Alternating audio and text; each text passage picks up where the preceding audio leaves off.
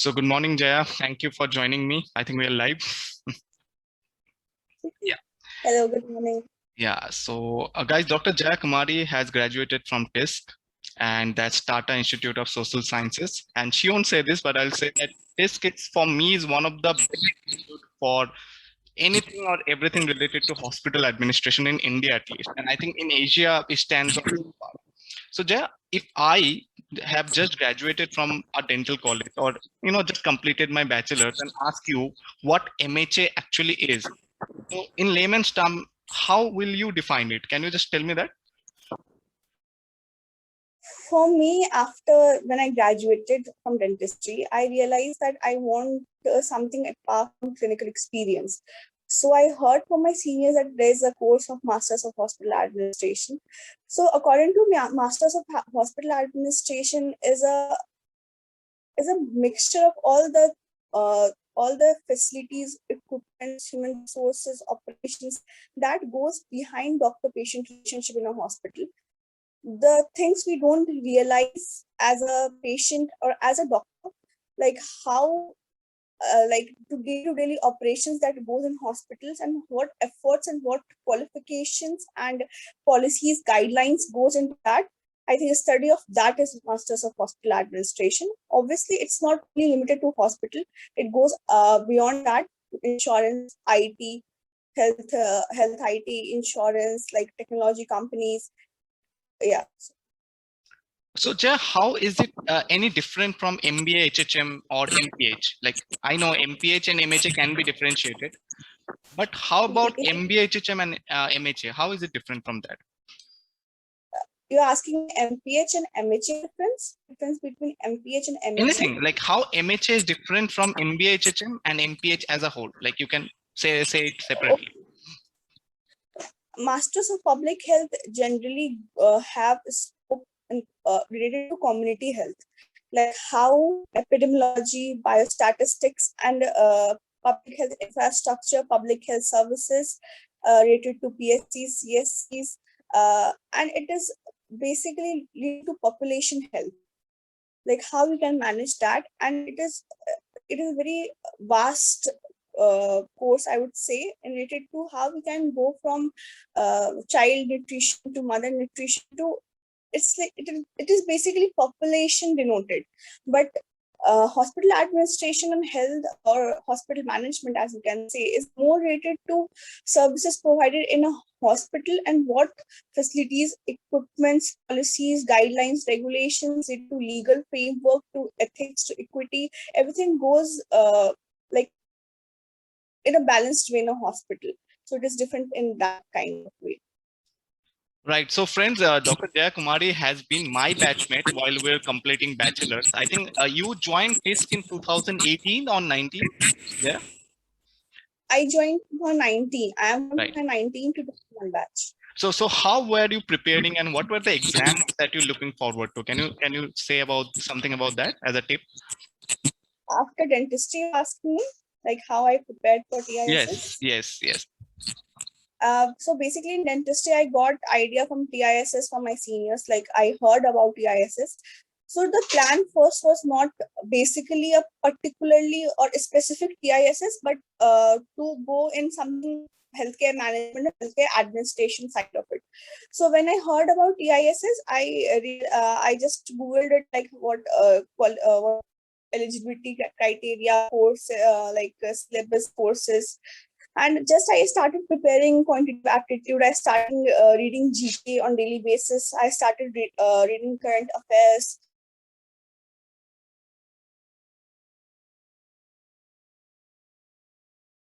And in total as well, I realized that this has my interest. So it requires first GK, current affairs, English quantitative aptitude in English, jumbled words, antonyms, like basic idea of language, reading comprehension. So I would say that these are basically anybody should focus on who are inspiring to be. So basically, it's more like general knowledge is very important, you mean to say, and logical and reasoning, even that is important. And a good grip on English vocabulary, I think that is also very important, right? Yeah.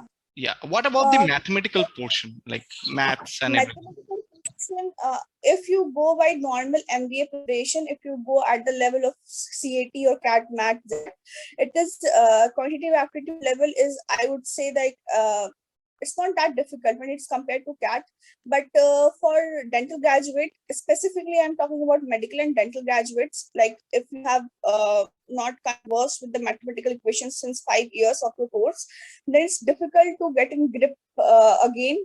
And after passing 12th, when you have left the maths portion of practicing, it's a little difficult, but it's not at like TISS or any college doesn't go to that mathematical level. It's very basic. If you start practicing, it is at a basic level like ratio, proportion, speed, and normal class 10th or 12th aptitude. It's nothing high-fi. So basic level in the sense 8, 9, 10, or till 8 to 12. No, 12th it doesn't go like 11, 12th, 10th. I would Yeah. say 10th would suffice. Yes. So you applied for TISC net, if I'm not wrong, right? Test Yeah. So what are the subjects that you come across, and how was it different from dentistry? Can you give a insight about that? It was totally different from dentistry. Like in dentistry, you're not that related to, you're not that like converse with general knowledge or general information of a world. Like you don't need to go through newspapers daily. Like if you are interested, you can go, but it's needed at that point of time that you should read newspapers. You should have a proper knowledge of what's going around the world, around country, around India. But but if you are like really inspiring to be in this course, especially for TISS, you need to have a special and like I would say a special grip of GK. It's so important to have that knowledge and important to have that daily understanding of what's going on, because when you read one editorial, like today I like open my newspaper and read one editorial, it gives me a background knowledge of many topics. So going deep into that, it really answers many questions. And uh, first the GK part, second mathematical aptitude. It was very difficult at first to get a proper like basic solving of questions, because it's been 5 years I haven't touched mathematics, so it's difficult in that sense. And then English is okay, you can read and you can get, and logical reasoning, and Yeah. if you practice regularly you can get through it. It's nothing difficult. Why are you having those subjects related to finance? Sorry. Why are you having any subjects related to finance? Like in MBA HHM, we are having finance and financial management. We had that. So what about MHA? Do you have such subjects? Yeah, in MHA, we have financial management in fourth semester, and in first semester there's also management accounting.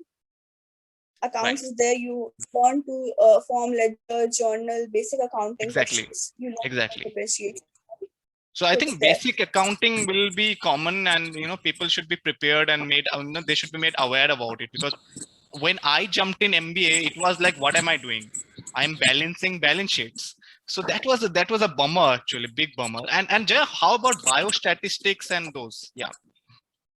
Biostatistics for me it's very difficult, because I was not well guided in that area, because I've never learned it before in my life. And after like coming to MHA, the first bummer, as you said, it was accounts.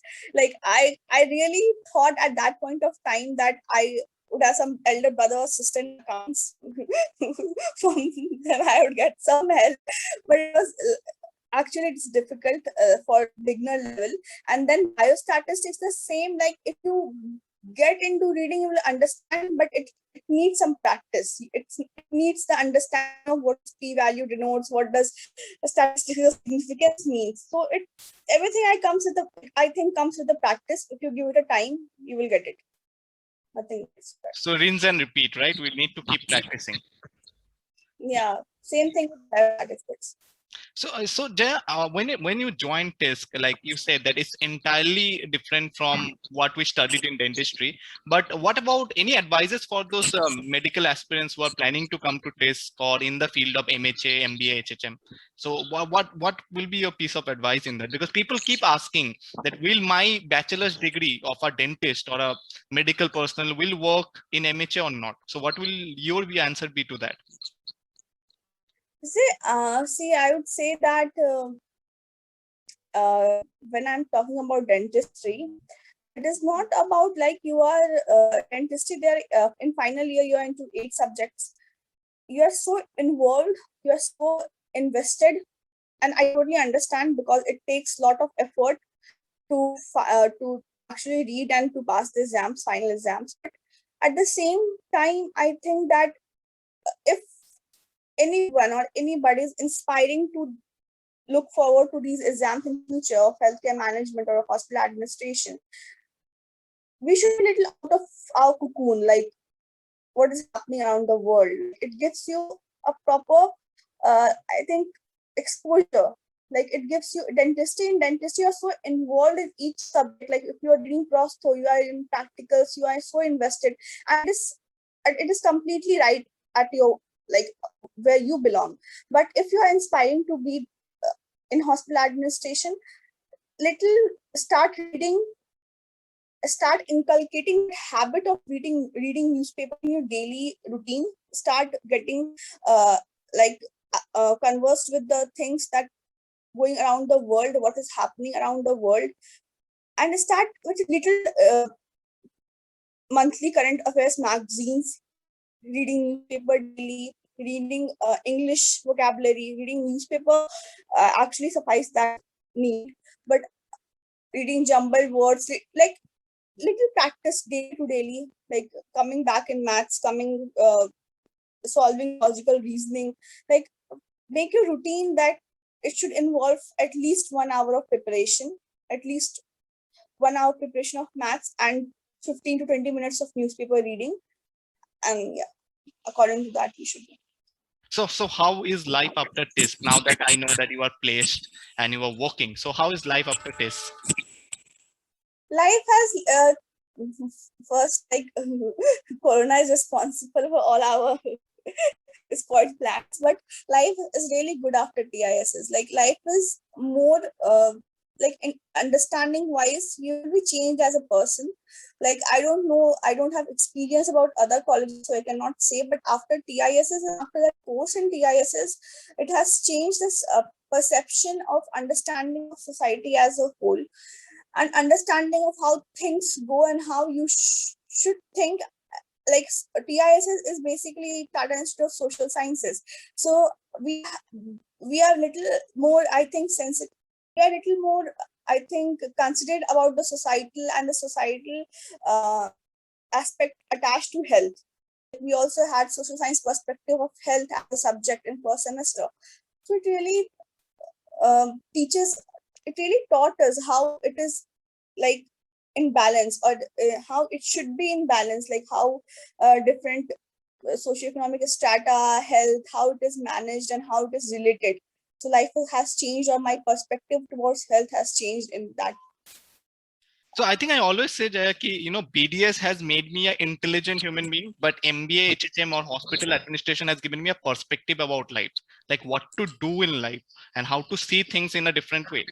So I think what you just said, I can agree and I can relate to it. But Jay, can you bring some light over the career prospects for MHA? Like, what will be the career? Because if everyone joins for MHA, MBA, or MPH, the reason is to get employed. So, what are the career prospects for MHA? Can you give some insight in that? As you said, obviously it's a professional course. Like after dentistry or after any course, like after normal graduating, I would say that joining this course is very important from the aim or get placed. So there are career prospects beyond hospital. Like we all have a knowledge that obviously it has prospect of scope in hospital. Like in hospital, there are many aspects. Like you can be in operations, you can be in marketing, you can be in quality department. And after that, after hospital, you can be in health IT. Health IT, you can be a business analyst. After that, you can be in a health insurance, like you can be in underwriting, you can be in a health unit forming policies. You can be in different technology companies that works at an intermediary between the provider and the hospital. So they form different health products, services, processes. You can be part of many like technology companies with health unit, like for example, Infosys health unit. You can be in health IT. Yeah. So these are the future prospects. I think it's almost similar and identical to MBA HHM. I don't know why they have given separate names, because after hearing from you, people will understand that there is not much difference of MBA HHM and MHA. I think some kind of perspective and some kind of professional challenges that can come along, but I think mostly are same, like the subject that I'm hearing from you. So Yeah, Jaya, before, yeah, please, yeah. It's mostly same, but I think that the institute of college providing that course, Yes, like what is very important. promoting, is important. Yeah, Like very important. symbiosis provides it from different perspective, and TISIS provides it from Definitely. different perspective. That matters, I think. So that brings me to one another question, like how important do you think colleges matter in terms of these degrees? Like, do they play a very vital role, or in terms of placements, in terms of your building your perspective and building your base, or you can just opt for any random college? What do you think about that? Personally, no, I don't think that we can do it from any random college, because there's a reason behind it. I've seen many working professionals like who has completed healthcare management, who have done proper course 2 years, but they are doing front office staff counter work. And it's not about the work, but it's about the knowledge, it's about the time, it's about the money you are investing and return you are getting, first of all. And second of all, it's about the development of your whole personality and understanding of how it is done, of how healthcare is actually administered in a hospital setting or in an IT setting or any setting. So to providing and to but deserving to do those things, you really need to do it from some actually established institute, because it will give you platform, it will give you exposure to be in a place where you can actually use your knowledge. You will not be subsided, you will not be like sitting in office and subdued in your own. It will actually give you it will give you understanding of how you stand in society, and it obviously gives you people will have expectations from you. They actually think you deserve True. to Yeah. make a change, you deserve to uh, like work in policy and regulation. So I think college and institute is important from that perspective. Yeah, so friends, that answers a lot of questions. That is very important. Why TISC has such a big traffic when it comes to exams, and why it's so much in demand. You need to understand that the colleges are very important because it creates your base, and totally redefines you in the coming 2 years. So Jay, before we end this podcast, just one final question: 5 pieces of advice that you want to give for people who are applying for TISC. Especially for this course, first, it's a professional course. You have to really keep in mind it requires consistent hard work in preparation and after preparation as well. Like in preparation, you would think like it's 9 out of 10, but if you come in course, it's exceeding that like 10 limit. It's not day, it's not night, it's only the course and the presentations and the summations. Secondly, you have to be a little open-minded, like to learn. Obviously in any institute you are, especially if you come in TISs, you have to open up your mind for the all types of learning. Third, you have this is my personal experience, like I was not so into extracurricular activities, but after corona came, I really regret that I lost that time in TISs. It really gives you exposure and builds your personality. So be involved as much as you can in campus life. And fourth, just be there for 2 years. You will get the best moment of your life. Best. It will change your life. Yeah, man, I can really understand the how much you miss tests, and I think that should happen for everyone who is aspiring or who have already passed out. And thank you, Dr. Jaya Kumari. Like, it sounds so like different. Like, Jaya has been my friend from college, and things haven't changed a bit. She is one of this person who just responded instantly. And thank you, Jaya, for joining me on this podcast. And so let's not stress this long. Thank you for all the insights. And thank you for joining on the MBA show with Dr. Arinam Bhagwat. Thank you so much Yeah. for having me. Bye, guys. Bye.